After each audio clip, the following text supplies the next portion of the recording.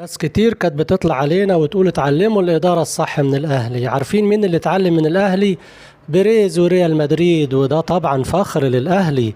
السنة اللي فاتت بعد الخروج المخيب من دوري أبطال أوروبا وخسارة الدوري الأسباني راح يتعاقد مع تشابي ألونسو ومشى أنشيلوتي. ما صبرش عليه وقالوا بعد 6 شهور وراح يتعاقد مع ألفارو أربيلوا.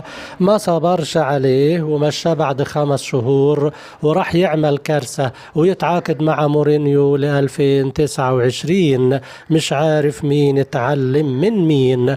ومعروف عن مورينيو انه مدرب صدامي وكتير الاعتراضات والايقافات والمشاكل، وبقاله كم سنة بيتنقل بين الدول والدوريات ومن فشل الى فشل ومحققش اي انجاز مع اي من الاندية اللي دربها.